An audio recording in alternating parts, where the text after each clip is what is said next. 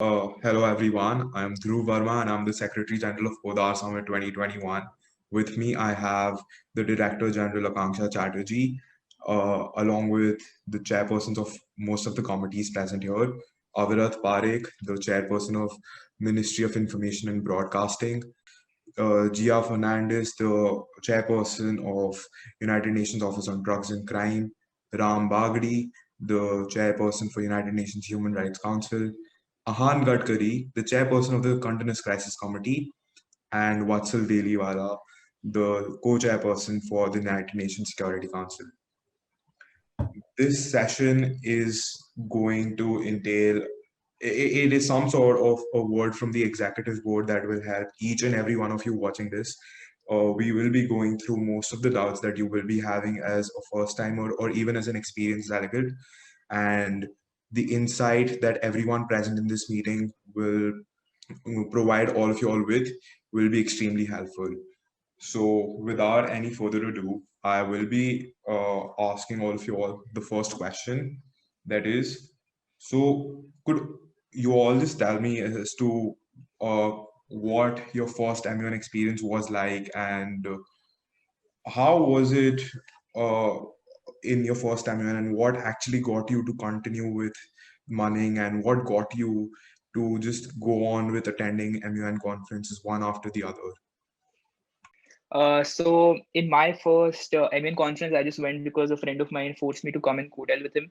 It was Security Council, and it was the Syrian agenda. And one of the major points that one of the opposition delegates was constantly raising was about how humanitarian aid is needed, and was referring to certain humanitarian organizations such as the HRC, etc. And I thought that was an extremely invalid point because there was already a lot of aid going through. So I started engaging him on that.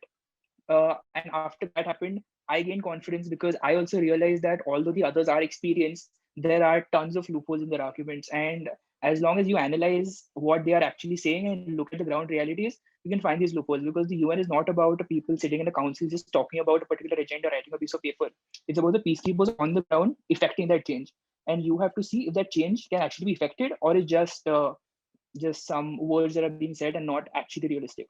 So I think looking at that realistic aspect is what kept me going ahead, and trying to maintain that is what pushed me forward to do more MUNs. My first MUN, I was delegate of Ireland in the United Nations High Commission for Refugees. And to be honest, I was very intimidated because I was seeing so many experienced munners around me, and I did not know whether my information was correct because I did not know how to put it forth. I think I repeated the content in two of my speeches. So again, just and what kept me going was the simple fact that I get to learn a little bit from every MUN and every delegate I go to. And I believe that this learning has helped me in real life, not only in terms of soft skills, but in daily life as well. And I think a word to the first timers would be the fact that even if you lose, don't give up hope because you don't know when this thing can strike. I've never been a shy person, always extremely outspoken, confident public speaker. And my teacher thought it would be the best outlet for me to actually be comfortable or be able to embrace that side of public speaking. And I think that's when I first started munning. My first mun, I was Mexico in an HCR committee, and I failed miserably because I was very unable to attach with the humanitarian side of problems. And I remember my chair pulling me to the side and saying, "Hey, listen, kid, you can do really well in a military committee or a drug committee." And that's where my love for ODC and DITEC and other more dynamic committees, in my opinion, began. So I personally feel that munning has taught me so much about being just headstrong. Yeah, so lovely to hear from Ahan always. But I was in the 8th grade, if I'm to answer your question, and I was always about sounding important in those classrooms. Always trying to sound more prolific than I already am and ever was. So I was drawn to this conference called Podar Summit. Podar Summit, and I attended it, and I was Canada in League of Nations. Now let me tell you, League of Nations is the predecessor of the United Nations. Now it's Canada, not a very relevant country, a colony of the UK back then. And I sort of made my presence felt irrespective of that, and I ended up winning that. And why I continued MUNing is because obviously I won. And I was just like, yeah, I'm good at this and I should do this. I should continue. My second MUN was at Sophia College called Mansophical 2014. It was pathetic. Like I lost. Because I was in a college committee, I was an 8th grader. I mean, I got very intimidated. My information, I was trying to put forward my information, but it just wouldn't go through. I wasn't getting that recognized also. But then instead of saying, no, I'm going to stop MUNing, I'm going to give this up. I told myself that I'm going to give myself a little credit for having gone to a college MUN. And I continued. And my third MUN was Mumbai MUN, where I won a step. So that kind of changed my sort of perspective on MUNing. And again, it's not even about winning. If you ask me why I continued to MUN, is because I felt like all the information that I had been gathering as a child or as a teenager, I was obsessed with world news. It somewhere draws you to this as an activity, as a hobby. Definitely something like that. And I mean, just a word to all the first timers out there, it's fine if you win or lose. At the end of the day, what matters is how interested you are and how passionate you are about it. With that, I would now like to ask all of you all the second question that I have, that is, what advice would you give to not just first timers, but even experienced delegates out there? And what are mistakes that all of you all made that you could share with us so that others do not make those mistakes and they basically avoid all of those mistakes? All right, so I actually have two pieces of advice. The first one being that foreign policy shouldn't be viewed from a very narrow lens. Now, what most people think is that foreign policy means country A hates country B, so they can never work together. But that's not really how it works. Rather, you have to find out why is there such a relation maintained. So I would divide it into two particular paths that first timers can look into. That is political objectives and economic objectives. As long as you're achieving both of these objectives, you should not have to stay constrained within maintaining status quo of country A hates country B. You can rather experiment with it. And the second advice I would give is actually something that even Vatsal mentioned about how you can always turn a committee around using certain skills like negotiation. And now I'm going to tell you a short story regarding that, so just bear with me. During Theodore Roosevelt's election, just one day before his campaign posters were released, his campaign owned by a company known as Moffat Studio Chicago. And now they were all stuck. So at 3 a.m. in the night, they were thinking, okay, tomorrow we have to release the posters, but the photo is owned by another company. That is going to lead to a huge scandal. We're going to get sued badly. What to do? They were in a position they were not in a position of power. But what the campaign manager did was he sent Moffat Studios a telegram stating that we want to use one picture of Theodore for his presidential campaign. How much are you willing to pay us to use his image that you own? They came immediately. They're like, please use our image. This is the amount of money. They already had around 2-3 million campaign posters printed.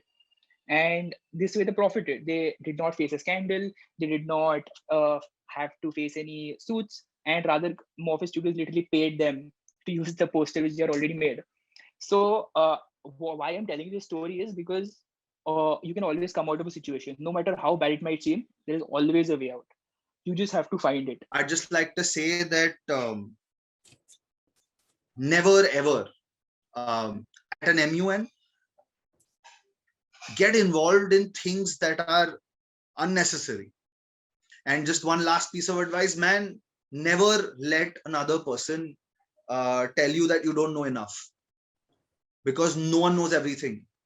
What you need to do is learn how to learn. As a matter of fact, this is going to help you in life as well. When you learn how to learn, you can figure out anything. So just like how Varis said, research, learn how to research, go over it, understand it. There is every solution out there. The internet's a boon. Please utilize it. And just keep learning, keep evolving. And there's no specific research you can do all the time. Allocation specific research is your headache. Go figure out, look at your allocation. And please do not get discouraged by your allotment. Humble request. It's very irritating because all of us have dealt with allotments that are not relevant. It is your job to make it relevant. And when you do, credit comes 10 times more.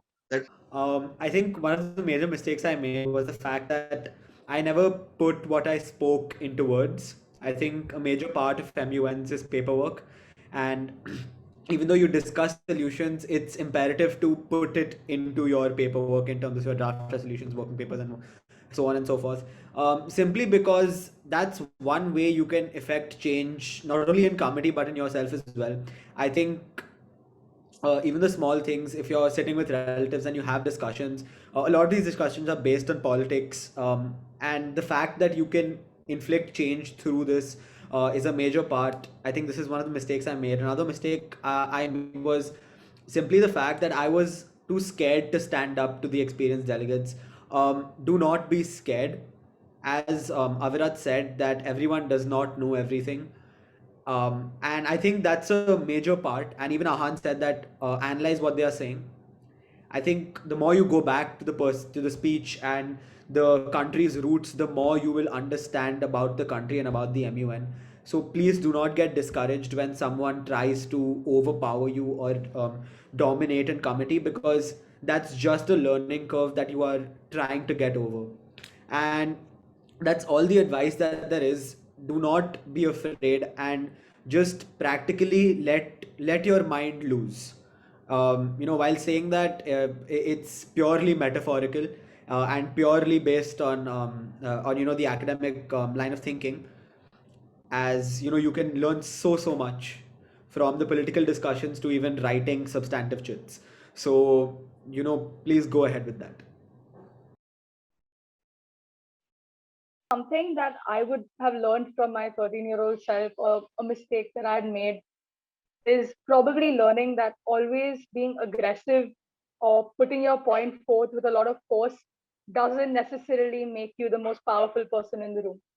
But as I progressed and I did more months and I did more research and I watched more seniors, I realized that you could put the most serious context into the most diplomatic sentence and have the most effect in committee.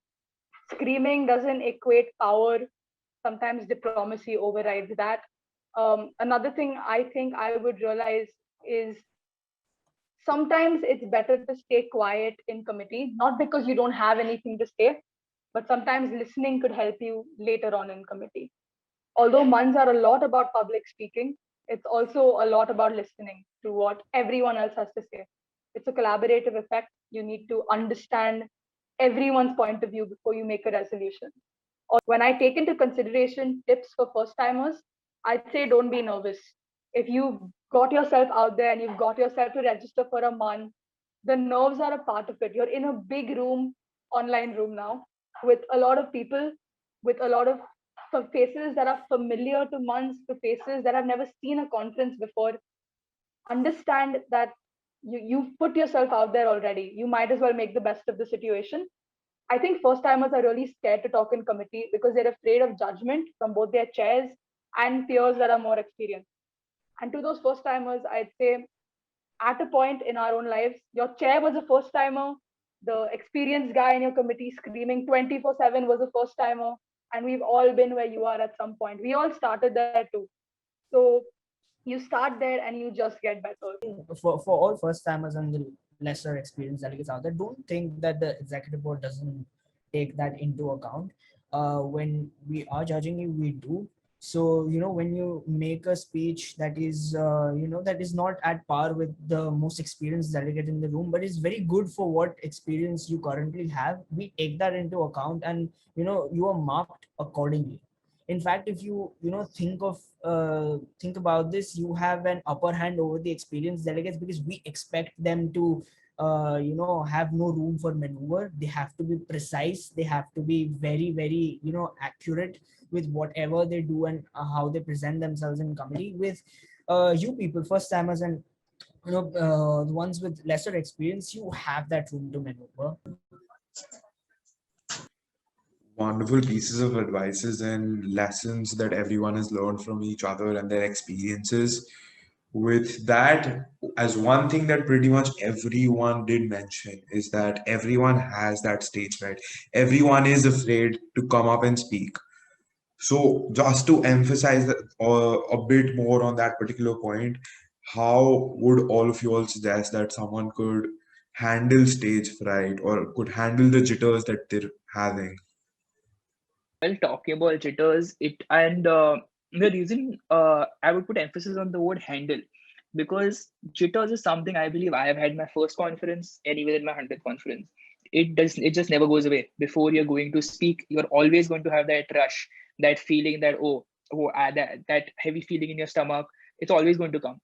But the important part is how you handle it, because just keep in your mind that you should not be afraid to make mistakes.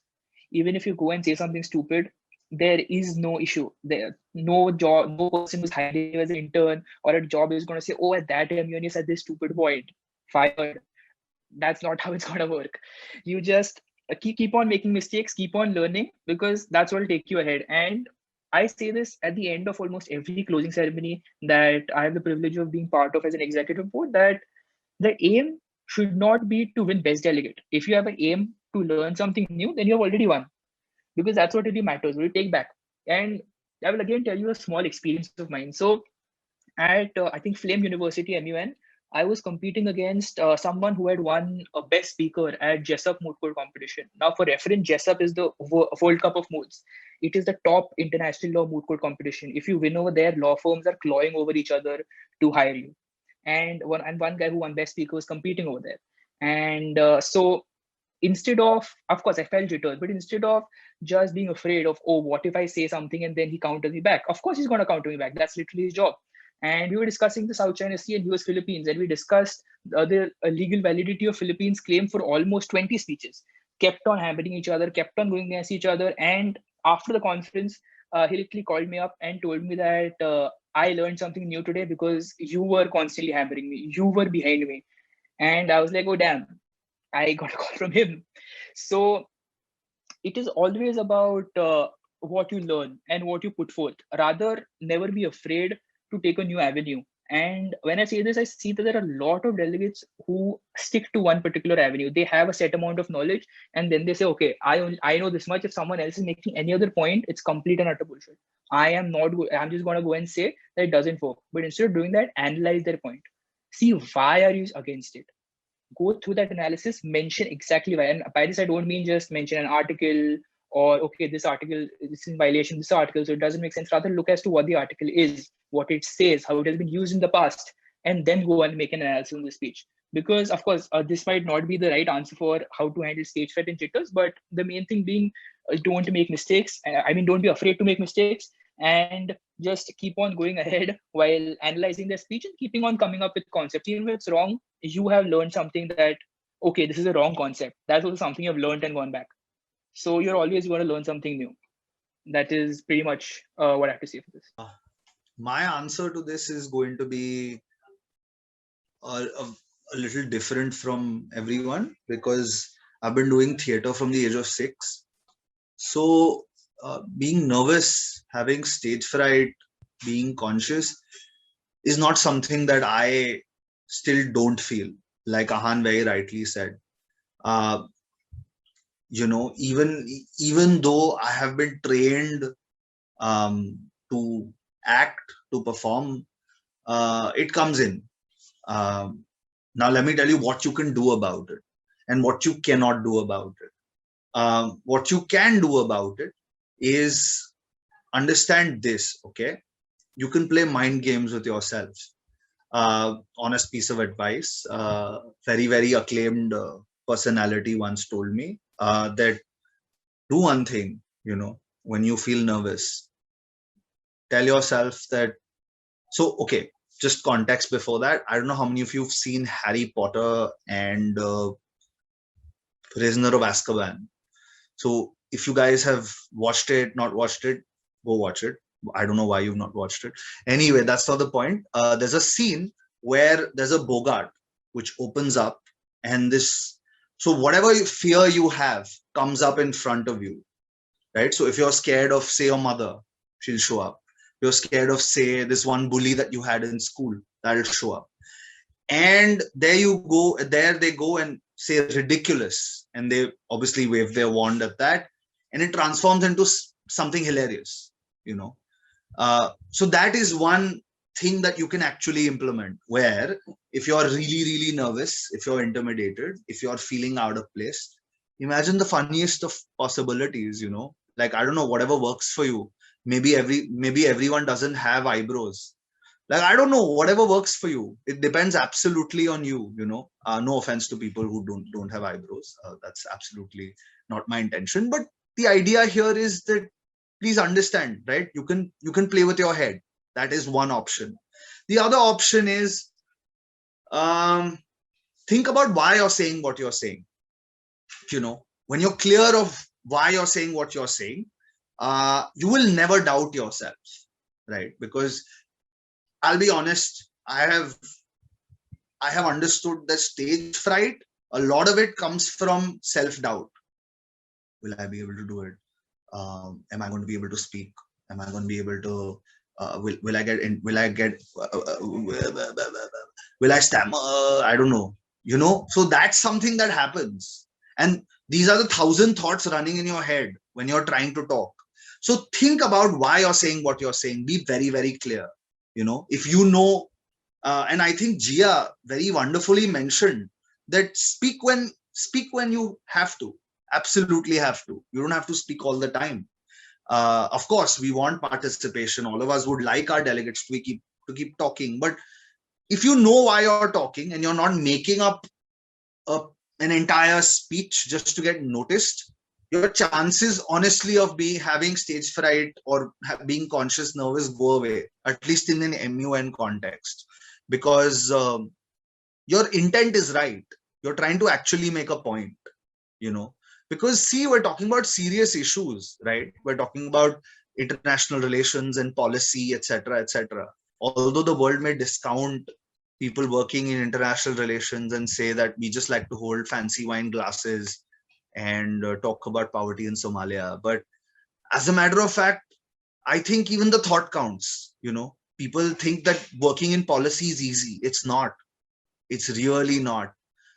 So just understand that there is a level of seriousness that's expected of you.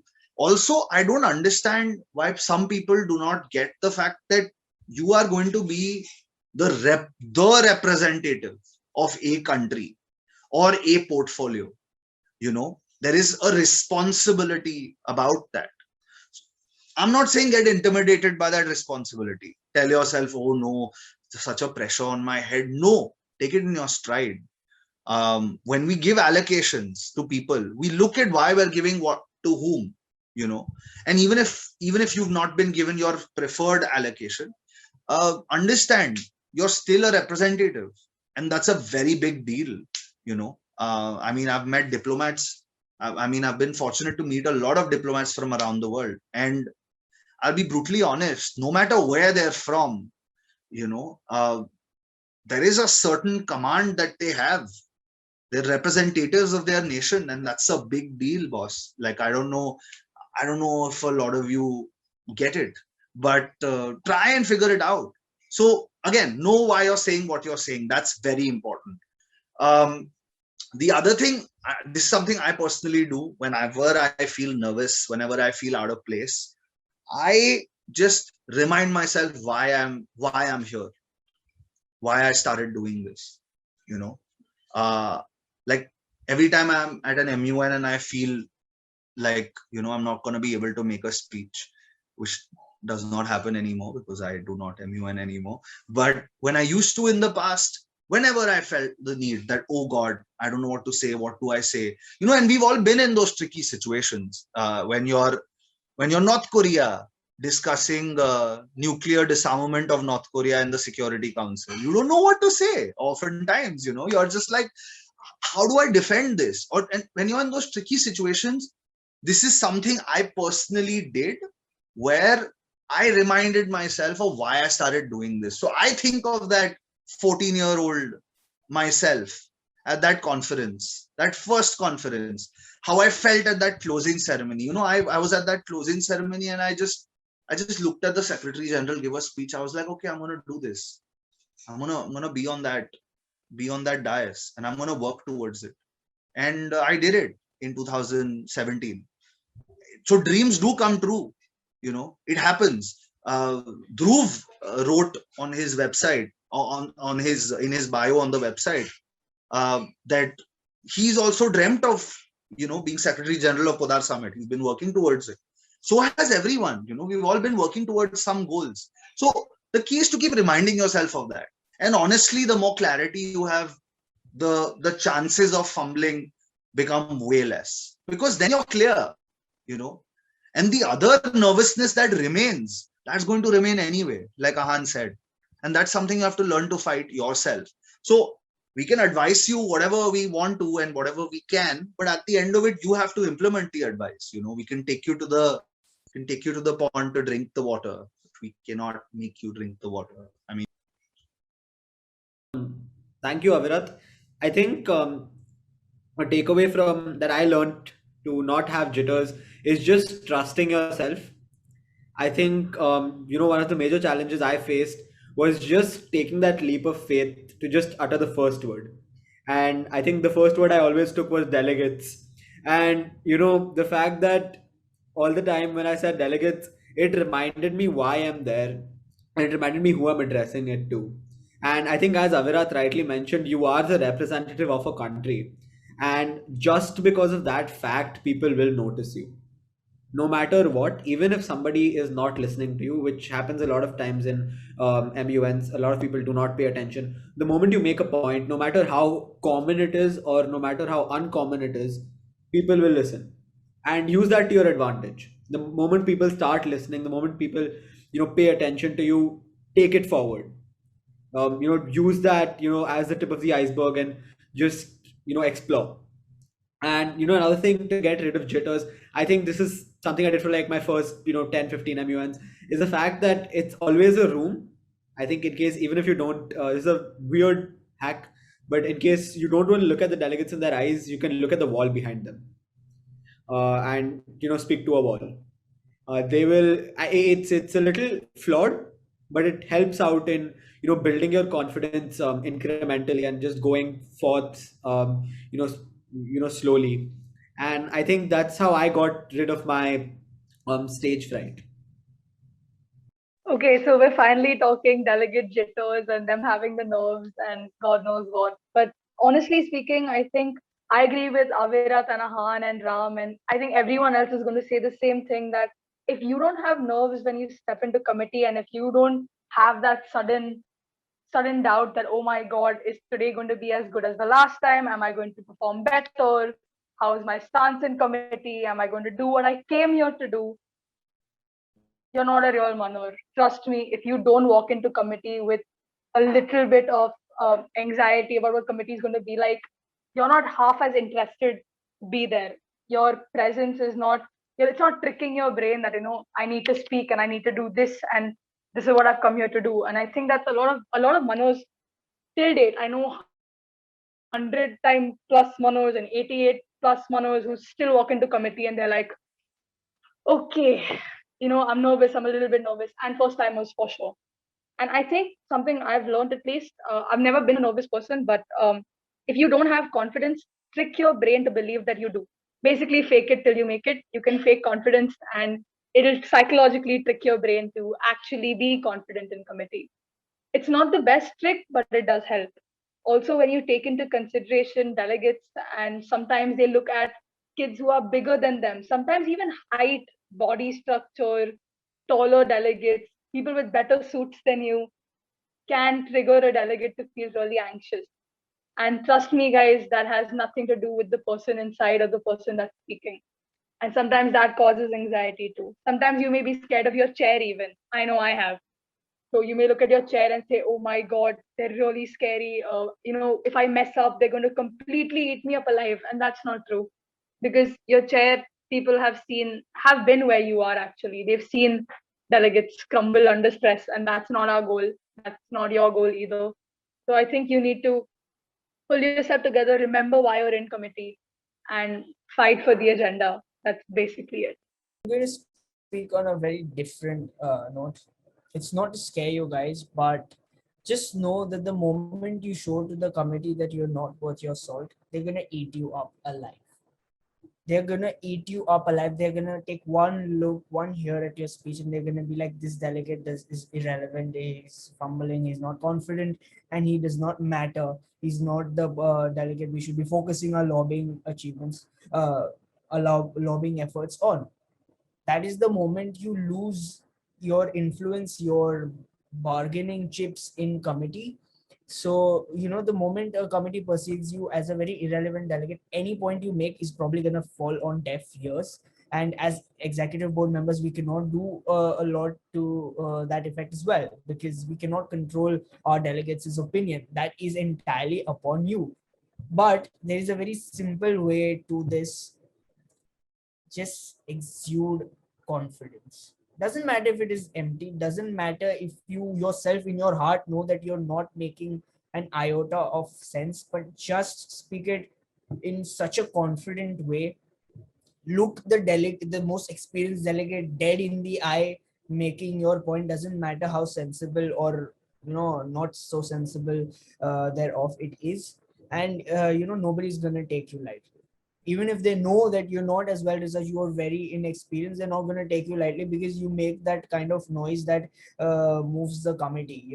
Sometimes a very good strategy in committees is to get support, is to make very stupid points, and the entire committee taps in your honor. Maybe you make some funny uh, you know funny reference to some leader, or how they look or something like that. It happens. It's part of the fun of doing months, but it is a very effective way of getting the committee's confidence in you, because trust me, it takes a lot of guts to go up there and make a funny statement, because months are a tough crowd, I'm not gonna lie. So that's one of the ways, and there is no secret mantra that will rid you of your stage fear. Please do not think there is. Our 2 cents are not going to help you one bit. You got to find your own groove, and trust me, the only way stage fright goes is when you go to the stage often, so much so that it just recedes in the background and it's just there, and you just forgotten about it. So uh, you know just do it, just keep on doing it, and that's the only way you're gonna you know get over stage fright. Staring at walls or imagining the audiences or something else, I mean, might help, might not, but in the end it's not. So just go. Doesn't matter if some people are laughing or some people are not paying attention to you, but trust me, the executive board is. We are kind of obligated to uh you know so you can make 0 cents, you can make very very very stupid statements, but we still have to listen to it and take it down. So if not for the committee, just do it for us. Be assured that we are listening to you and all of your points are being taken note of. And a very good thing about months is that a lot of the speeches are always addressed, speeches, questions, points, everything is always addressed to the executive board directly and indirectly to the committee. So you're just essentially speaking to 2-3 of us as opposed to 40-50 people that are in your committee. So you want to base your speech and address your speech to us, just 3 people. That calms the nerves probably. I think do that, but you just got to do it. There's no secret code that will rid you of it. No amount of YouTube tutorials or sidebars with chairs is gonna help you, because trust me, it doesn't. So I've tried it all. So do that. It's hunt or be hunted. Keep that in mind. And the moment formal debate starts, everybody starts looking at who the prospective dominant force in the committee is and who isn't. And it's perfectly fine that you aren't, but just don't lose your influence in committee. Just don't be that delegate who is in the corner of the committee and nobody cares to listen to the point of, because chances are you have excellent ideas. So fight for that. That's it. I'd just like to add one small thing, which I'm sure, we'll forget, which is very important. It's something that we've all been part of. I'm sure we've noticed when a delegate's trying to speak, there are the other delegates make faces, look at them intimidatingly. We've all been through that. So, that is very intimidating. especially when you're speaking, you're a little more vulnerable. So, the way around it is that there is actual procedure. Uh, you could raise a right to reply if someone's being extra, like someone's violating your personal space, but this is a different setup. But the idea is to look for loopholes around that, because that's going to happen. People are going to try and intimidate you, because see, it's like practicing law, as much as it is, because I'm sure Ahan would understand me. He's the only, I think, lawyer here. So when you're in court, when you have, it's a game of intimidation at the end of it, taking obviously from Vatsal's extremely outlandish way of sort of putting it in a realistic sense, that's what it is. He's also very, very right in his own way, because it's just about intimidation, because when you look at each other, when you're trying to intimidate, it's always also about the games that are being played at the end of it. So please do not get intimidated by anyone, because again, remember that you are a representative of your country, etc., etc. And more than that, come on, man. Like, honestly, that's not going to win them points. What's going to win points is you keeping calm about it, you dealing with it, because the executive board, again, like Vatsal very rightly pointed out, and the others also did, that the executive board never stops looking. They're always looking. They know what you're going through. So be as transparent as you have to be. That's about it.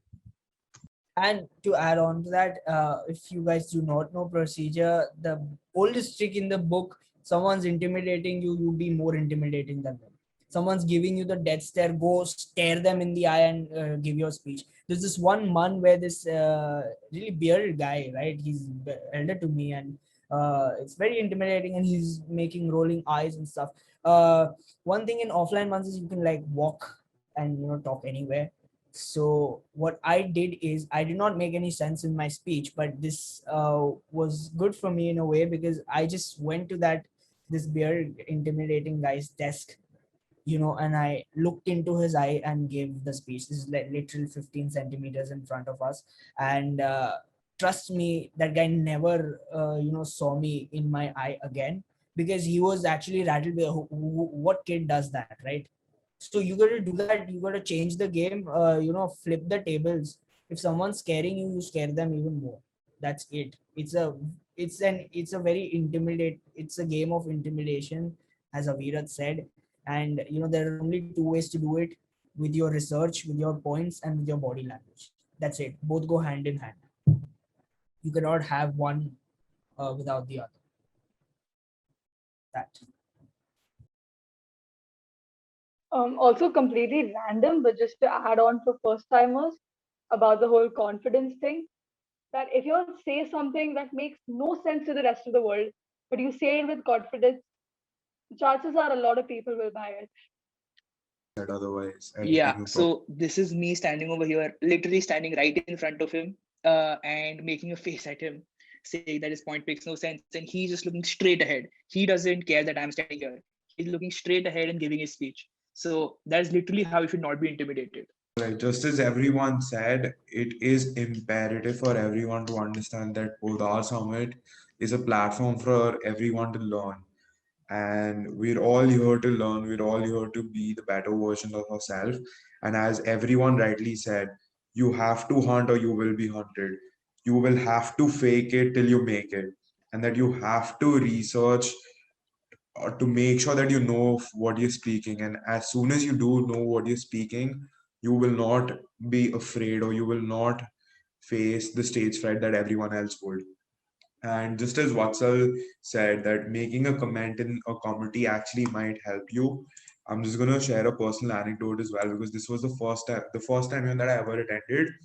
I was in an AIPPM. I was representing a minister of Shiv Sena, and I remember my first speech. The conclusion statement for that was, just like pros is the opposite of cons, progress is the opposite of congress. Now, I know that doesn't make sense at all, but just after that one statement, the entire committee went mad. They were all tapping their tables. And since that moment, the amount of confidence that I had just made me go give speeches one after the other after the other. So I would suggest all of you all do take note of all of that. Going ahead, I think this is the most important question that all of us have to address. That is how to research, how to make sure that we're prepared for the conference, because research is one of the key aspects for you to be a good munner. It is one of the key aspects for you to be able to speak and give your opinion out loud. So I would like to ask all of you all, how should delegates research and how should delegates make sure that they're well prepared for the conference? All right, now I'm going to actually answer this in two parts. Firstly, talking only about a UN committee, and secondly, talking about whatever you're doing about life in general. So, firstly, in UN committees, although a lot of people say use Reuters, use Al Jazeera, do not. None of these are credible. Every single news source has a bias. The very reason they are funded is because they are supporting a bias. And if you're actually looking for research that cannot be refuted in a UN committee, use UN reports. If you're in the HRC, reports by the High Commissioner for Human Rights. If you're on the Security Council, there are a panel of expert reports you can look into. So look into UN reports, because although it has been refuted in many sessions of the actual UN, in MUN, they hold the highest value of credibility. So go for UN reports. Secondly, in a conference, also look into what documents a country has submitted. Now, many people don't know, but although in conferences we have working papers, even in real life, there are working papers which countries submit to the United Nations. You can look into what working papers were submitted by your country to the UN. You can go through that policy, because if you're supporting what your country has actually submitted, there is no way you can go wrong in that. Anyone challenges you, you'll be like, I'm following my foreign policy. Nothing wrong in that. Next, in overall, I would say research is all around you. You just have to find it. And I'll give you an example from last night. So last night I was watching Family Man season 2, which is about the rebel groups in Sri Lanka. So when I looked into that was a work of fiction. But then I started looking into the Sri Lankan government's policies. And I ended up even writing a paper for the same, which I submitted to the Oxford Hub of Human Rights. So, and that was all just last night. So as long as you have to just go and reach out to it. There is points for research all around you. There it can be in TV shows, it can be in that random newspaper extract that you read, it can be in a general conversation with your friend. It is everywhere. So as long as you reach out for it and you try for it, then you will get research somewhere or the other. And it is recommended that if you're planning on doing something related to, be it anything, be it actually any profession, you have to have research in your field. You have to look into things of your field, because there is some point or the other, like in my field of law, even if I am not doing criminal law, a friend of mine might ask me, Acha, you're a lawyer now, so tell me, how does this provision of criminal law work? And if I don't know that, I'm going to look really stupid. So it is important that whatever you're doing, always look for research, because there'll always be chances of, or starting points of it all around you. You just have to take them and take it ahead and make a little effort for the same. What you should research, ideally, and there's a structure that's sort of laid out, that Ahan also covered in parts. See, as a matter of fact, there are two types of research. One is your overall research, which is confined to your agenda. Try and read that agenda 5 times. Read the agenda 5 times. Do not get your agenda wrong, because that's the core of it. It's like you get a question paper. What do? You read it first, right? Or you're supposed to read it first. So read it, understand it, because that's the core of it, right? So understand your agenda and know your agenda. I'm not telling you to go by heart it, but understand the scope of your agenda. Like, for example, if my agenda is recent developments in the Israel-Palestine conflict, right? My job is to understand what are recent developments in the Israel-Palestine conflict and what is the Israel-Palestine conflict. So understand your overall agenda. Once you're clear on your agenda, then comes your allocation specific research, right? Which means that if you are representing a specific country or a portfolio, that's what you research about. How do you research about it is entirely up to you.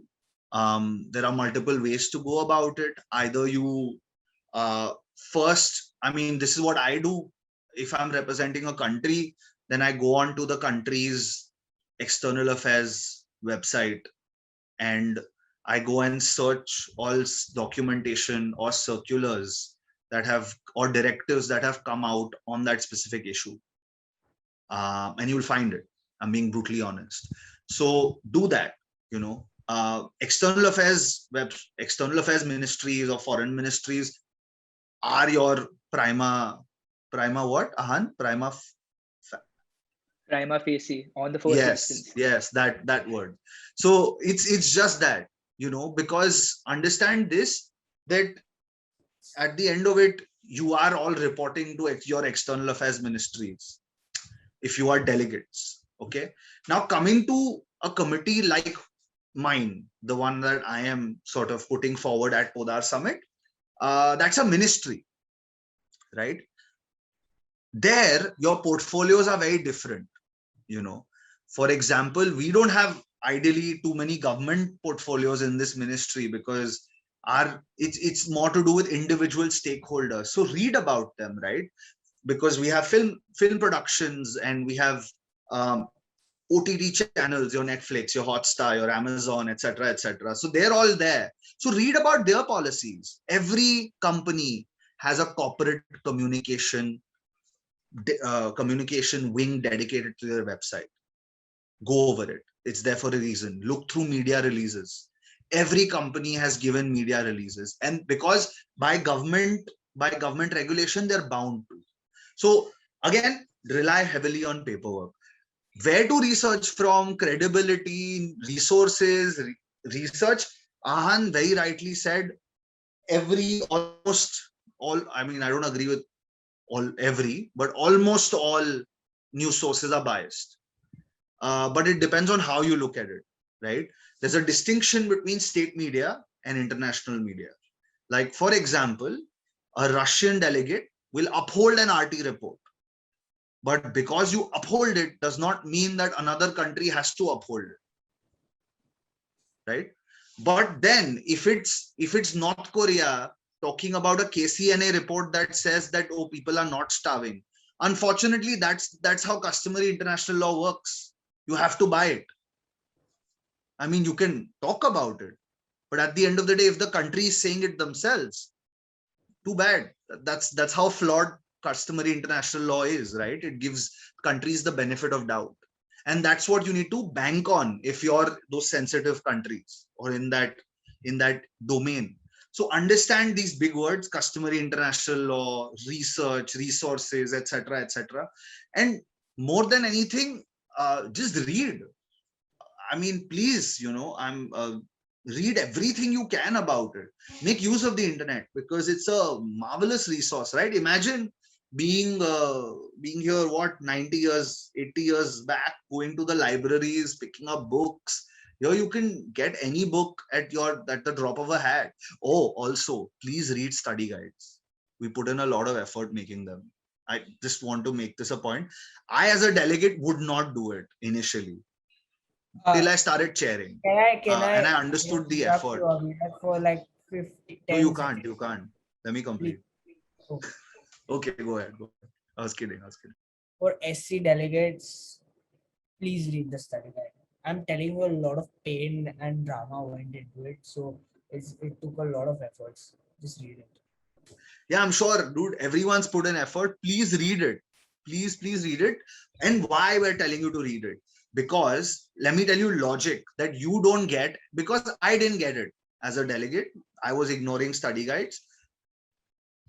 The EB is evaluating you. The EB is making the guide. Please draw parallels. That's the information we want to disseminate. There are clues. There are things. There are topics that we want you to discuss, and that there are ideas with respect to committee flow, committee debate that we expect. So when you say that the EB wasn't clear about what your expectation was from us, you're wrong, because our expectations are put in that guide. We're literally telling you go over these things. But again, this doesn't mean you only follow the study guide. That please expand your horizon. Whatever's given in the study guide, please look it up and go for it. Honestly, the study guides are, at least for my committee, is not very long. It's 25 pages, 26 pages. it's not very, it might get to 30 because of formatting or whatever. But I mean, 30 pages are not bad. You have more than a month. So please do that. Yeah, I mean, it may be long, but we're covering a topic like that. So yeah, I mean, that's about it, and just one last thing, please read your agendas, because especially for unconventional committees, or committees that aren't usually simulated at MUNs, which is what I always do, uh, because I like thinking outside the box. Because this committee in specific, my committee, I'm gonna just plug it like a shameless person, is a committee that wants you to discuss, right? It's a committee that wants you to think on your feet, right? It's a committee that's going to tell you that, listen, the COVID-19 pandemic has heavily impacted the entertainment industry, and no one's talking about it. There's relief for the farming sector. There's relief for the IT sector. There's relief for everyone other than the entertainment industry. And it's appalling how everyone relies on the entertainment industry for entertainment and does not take it seriously. And I mean, as a person, I feel offended because I'm part of it. So I mean, just understand this, that's what we want you to do. Now, you all are different stakeholders. Some of you are going to be producers. Some of you are going to be platforms. Some of you are going to be this, that. So whatever your research is, please stick to it, and look it up. Honestly, you can not be, again, you cannot be a film buff and still win at this committee, because it's all about technicality and information. That's it. It's about grievances of people. That's about it. And for that, you don't need to be a film buff. I mean, yeah, it's an added bonus if you know which movies got installed and what the budget was and what the cut is, how much do OTTs buy this movie for. Yeah, fair enough, amazing, it adds to it. That it's not absolutely necessary. So just keep reading, and please read a lot of news articles. That really helps. But know what kind of news articles to read.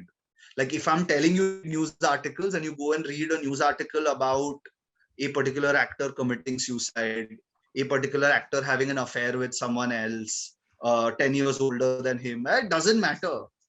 Does not count. Please read stuff to the agenda and stick to your agenda, and please read the study guide. It's a lot of effort. Yeah, I think Actually, Ram, just before you start, a little adding on to what Avirat just said about specificity of reading the agenda again. So recently at MUN, I was chairing the crisis committee, and I had gone to the Security Council. The chair was just asking the committee to tell him what was the important word in the agenda. The agenda was resource distribution for UN PKF forces during the COVID-19 pandemic. Everyone said PKF forces, COVID-19 relief, stuff like that. But the chair was like, the main phrase is resource distribution. Paise kahan ja rahe hain? And no one had any idea about that because they never focused on that part of the agenda. So again, reinforcing what Avirat just said, make sure you read the agenda. Yeah, Ram, please. Yeah, thank you, Ahan. I think, as Ahan and Avirat said, a lot of research lies in your credibility. And I think as a delegate, as well as a chair, I divide my research into primarily three parts. I think researching about committee, researching about your country, and researching about other countries. Um, I think this often takes place when you need to know about other countries to even make a stance in committee. I think you need to understand policies about other countries, especially the primary players in the agenda. And I think when you're researching about your own country, you can. There are two ways I look at it. You go out, outside in or inside out. You discuss the agenda as a whole, and then you sort of filter it out to your country, or you start from your country and move out to the stance of your committee. And I think committee research is more about the agenda, where as Avirat said, please read your study guides. And not only that, I think it's not just limited to that. I think it's basically just the beginning. I think you need to research a lot more about the agenda, the causes, consequences, main players, and practically you need to know your agenda as the back of your hand, to begin with committee on the first day as well as the second day. And I think this amalgamates completely to what I perceive research as. All right. So when we come to research, the first thing I like to put out for a lot of first timers is that Wikipedia is not a reliable source. I know for a fact that as a kid for school projects, I remember fifth or fourth grade, we all relied on Wikipedia. But it's not a reliable source, it's extremely biased. So there are a lot of news reporting channels that are affiliated with certain countries or political groups. Keep in mind that a lot of research, as Ahan and Avirat and Rama said, is extremely biased because that's what they're paid to do. All right. But for a lot of delegates, I feel like they don't know any better. So they start quoting from news articles thinking that it is true because it's been published. And I think that's the biggest mistake. There's a lot of information available on the internet that doesn't make it reliable. I think that things like UN libraries, past official UN action is the most reliable when it comes to delegate research. Also, if you're a new delegate and you don't know how to put that research into your speeches, it is a very humble request to watch real UN diplomats speak in the UN. It's pretty accessible via YouTube. You could always watch them speak in committee and you can see how they incorporate research into them proving their point. And I feel like research is something that defines good delegates. It defines our MUN legends because let's be honest, if a speech had no facts, it really wouldn't be very reliable. There would be nothing to prove your context. So take your research seriously. I know that research could be one of the most grueling parts of preparing for a month, but don't overdo it either. So don't completely waste your time and burden yourself with excessive research. Learn how to provide context with facts so that you're not boring people, you're not putting your chairs to sleep, and you yourself aren't completely overcrowded with information. Another very important thing for delegates would be read what is necessary, not what is not required. Because I've seen a lot of delegates, let's say we take into consideration the ODC agenda, again, shameless self promo. But if you take into consideration the ODC agenda for illicit drug trade, don't go all the way back to the 1800s. That's irrelevant. Global borders have changed, border security has changed, trade routes have changed. The USSR is now Russia and gang. So a lot's changed from then. And I think that keep your information current while keeping the context of history alive, because that does influence decisions. But keep your research on what you're going to do now and what's going to affect committee 10 years from now. So present and future is what matters most when it comes to your research. A lot of people said that your news organizations are paid or biased. Well, your first thing to do is find out which news organization your country pays. Follow that line. That's your party line. If you are very bored to read foreign office statements and stuff, find out who pays, what news organization is paid in your country. Go read their flamboyant and fragrant articles, and that is your particular party line. Toe it. That is it. That is all. That is how you know about your foreign policy. That is how you know what lines you can cross, what lines you may not. Do that. Say you want to quote some numbers. Okay, say you want to quote some numbers, but you want them to hold up in committee. How do you do that? Well, quote numbers from organizations like MSF, that's Medicine Sans Frontiers, that's Doctors Without Borders. There's the Red Crescent, there's the Red Cross, there's countless UN programs that are churning out data that you can allude to. There's the World Food Program if you want to allude to starvation. There's the military group for Israel and Palestine if you want not such numbers in that particular arena. So just find out where you can get relevant and verified information from. So that, and I know a lot of people here talked about getting unbiased information, but at the end of the day, unless you have a very distinct allocation, you are representing some opinion of a sovereign nation. Keep that in mind. So if you are whatever country you are, keep that foreign policy in mind. Do not just go and spew out unflavored research. Flavor it with the opinion that your country is currently following. So coming from the point like where do you start your research? So I would first of all ask the delegates that every agenda, whenever any kind of agenda is given to any particular committee, that agenda covers a lot of sectors. So the way I used to do my research is I used to answer the WH questions of the agenda. Let's say, for example, this agenda is impacting or affecting which countries or which people in particular. Then moving on to how this agenda is actually creating the impacts, and then gradually moving on to the solutions. So at first try to find out the problems, talk about the problems, then talk about the effects of the problems, then talk about who are the sufferers and for whom is these sufferings are being caused, then move on to the solutions. So it's a process, it is a step by step procedure that how you are going to discuss the agenda in the committee. And if, like, though I'm not supposed to say it, but it is going to help you out, and it is a very simple thing to do.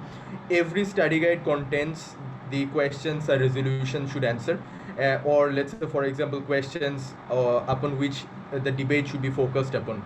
So turn those questions into assertive sentences, and you will find the topics for the moderated caucus, and you will find several things to talk about. Usually when we talk about when we talk about our speeches in the general speakers list, we usually go blank. But rather than being blank, just go through the questions that a resolution should answer, which means that whenever, as the executive board members, we usually give those questions, we expect from the delegates that the delegates are going to discuss these particular questions, or they are going to come up with solutions, or they are going to come up with answers of these questions. So whenever you are answering those questions in your speeches, we try to put our focus on you, and you become, a kind of our favorite kind of delegate, or your speeches are going to be liked by the executive board members. And in a way, you are also going to take the committee forward in a way that you are taking the committee forward by answering those questions of the resolution, and eventually you are going to give those solutions in the draft resolution as well. So this is a very simple way of how you can do your research, and this is a very common question from all the first timer delegates, that how can we actually find the topics of the moderated caucus. So to find the topics of the moderated caucus, just turn the questions into simple sentences or positive or assertive sentences, and you can easily get the topics for moderated caucus, because those questions usually cover starting from the problems, effects, and the solutions. So that would be a very easy way to come up with your research. And about the fact that biased or unbiased news agencies, let's say, for example, if I'm the delegate of United States of America, obviously I'm never going to take references, or I'm never going to take informations from Xinhua news agency or Pakistan Times, or let's say, for example, countries who are not in alliance with my country's policy or with my country. So let's say, for example, using your country news agency is also a factor in Model UN conferences, because if you use informations from other news agency, that can break your country's policy. So in a sense, which is biased and which is not, that will be the judgment of the executive board members. But being a delegate of representing any particular country, you need to focus, or you need to behave according to your country's policy, because in that way we can judge you in a sense that yes, you are actually following your country's perspective, and you know what your country is supposed to do in a UN session. So I think that is also important. And always take informations from, though we say that take informations from UN recognized websites, which means the United Nations, or let's say, for example, in case of WTO, go to the WTO.org website and take informations from there. But you might not find the flaws of other countries there. So in that case, use your country's archives, the government archives. You can find all kinds of informations there, and you can definitely use your country's official documents, or you can look in the past resolutions, or you can look into the past discussions which happened on that particular topic in the same committee. So in that way, you get a lot of things to talk about. And rather than going for vague news agencies, which we usually refer to as the Wikipedia, Wikipedia is actually developed by several people like us, or several content writers from around the world. They just write random contents, and those are actually not, we cannot actually take them as valid resources or valid informations, because people might get biased in those particular websites, because they write those informations from their own perspective. A Palestinian is never going to write something in favor to Israelis, or the Israelis are never going to write something in favor of the Palestinians. So if you are a delegate of Palestine, go to your country's official archives. You can find several references from the history, and you can use them in your speeches, and we are definitely going to take them into consideration, because that is your official government's dialogue or official government statements on the particular issues. And in case of WTO, rather than being more focused into your country's benefit, talk about the free world trade, even though every country is never going to accept that in the real world. But as a diplomat, you need to understand that whenever China is coming to a UN session, they are trying to play very diplomatic. They want their Silk Road initiative to be in action. On the other hand, if you are the delegate of USA, do not actually go for talking about, yes, we support free trade, and we want Silk Road initiative. To connect the Europe with the Asian countries and China for a better trade and commerce. But you need to stick with your country's policy. You need to understand what USA actually says on that particular Silk Road initiative. So in that particular manner, maintain your country policy, research from the root, or research from the problems, step by step move on to the solutions. Because if you stick to the problems, you are not taking the committee forward. So keep that in your mind, that you need to take the committee forward, because we need solutions to put up on the resolution or in the final document of the committee. In that way, we can actually present that committee in front of the whole committee. And as I said, rather than focusing on solely your country's benefit, try to find a global solution to problems. In that way, you can be a perfect diplomat by maintaining your country policy. That would be all. Thank you. So we did get a lot of suggestions as to how we can research, what we are supposed to research, what we're not supposed to research, where we are supposed to research from. And I must say that this is information that comes after the experience that everyone has gained. So please do take note of all of this to everyone who's watching this. And with this, I would now be asking all of you all the one last question. So moving on to the last question. How would all of you all describe your committee in one statement, and how would you describe, or how do you envision your committee? Thank you for that question. Now, I'm going to say it's based a lot on my personal experience, having learned at the feet of established jurists like Dr. Upendra Bakshi and Rafael Padalangan. I am going to place emphasis on the justifications they give for their actions, although it's a crisis committee. Now, delegates should not come expecting to just declare war out of nowhere. They should have proper justifications. They should rather, each delegate should look into what jus ad bellum means, basically exceptions to prohibition of the use of force, when a state can actually use force against another state. Go read up on these exceptions, what exceptions the countries prefer, and make sure you use those. There will be emphasis placed on this. If you do not look into this and do not use such justifications, then it will reflect badly on you. That is pretty much a summation. Focus on two things: kinetic warfare, that is what's actually happening on the ground, and secondly, justifications within international law. As long as you cover these things, you all will do well in committee. All right, Avirat, over to you. Yes, if I'm to summarize what's expected, honestly, I have no expectations. I'd like the delegates to surprise me as much as they can, because it is a dynamic committee. It is not one that deals with the nuances of law or the technicalities of international law. It's more about grievances, trouble, problem, crisis for an industry that is dedicated its sort of existence to entertaining people. Oftentimes, I'd just like to say this one thing, that the theaters were the first thing to shut down and will be the last to open. And that sentence should sum up the very reason why we need a conversation here. Think about the people who are behind the scenes, who aren't as rich as the actors who say make 10 crores a movie. There are hundreds and thousands of people back there. What about them? someone's going to have to talk about them. So that's the idea. The idea is to address these things. The few key things are just addressing grievances, different platforms, and there's going to be different, obviously, agendas that everyone is going to have, right? A producer is going to want to start shooting. A producer is not going to want to pay junior artists.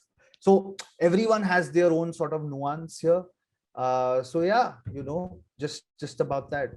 It's about the most discounted industry that people don't take seriously, because they are filmmaking, in my opinion, is a serious thing. That's about it.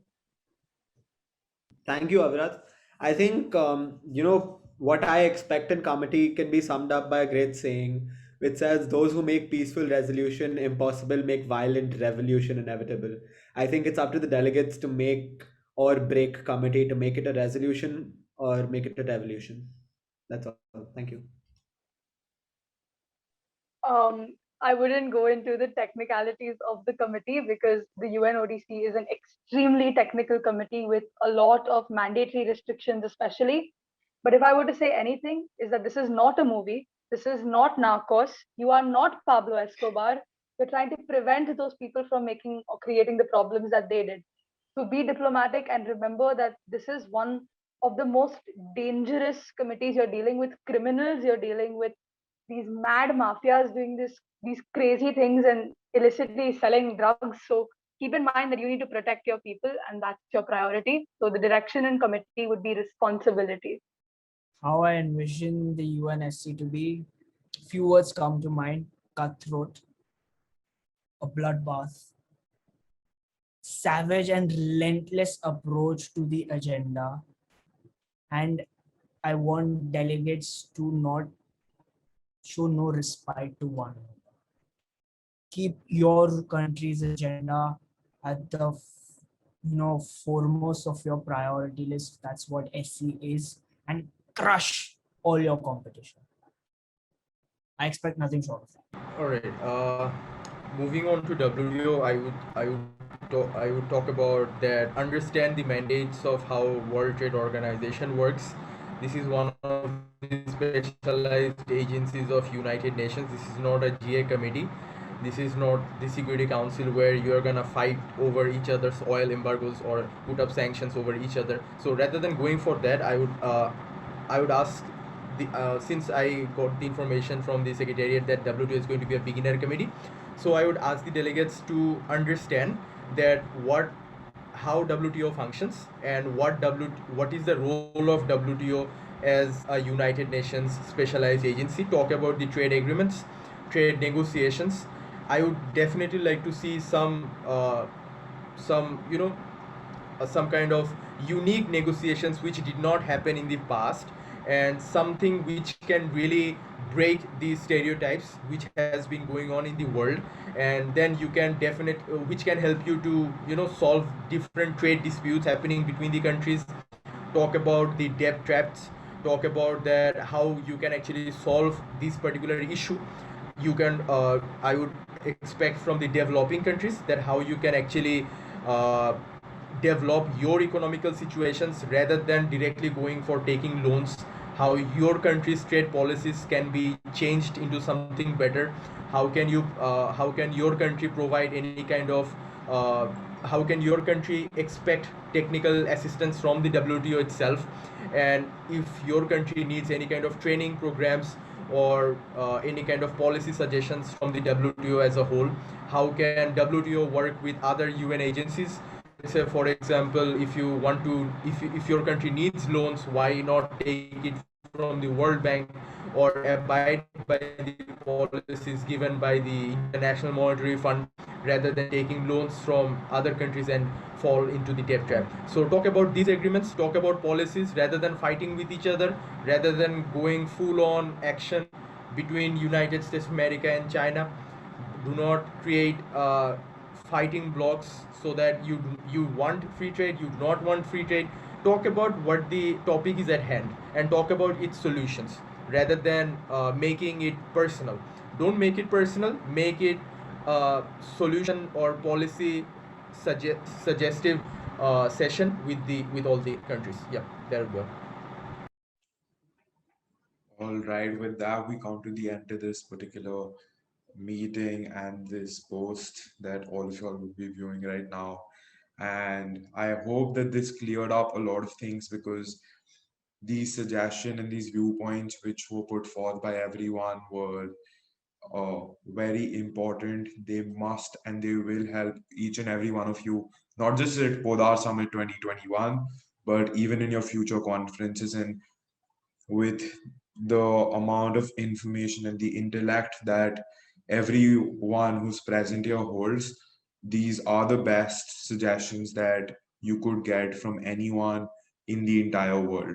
So thank you so much for watching the video.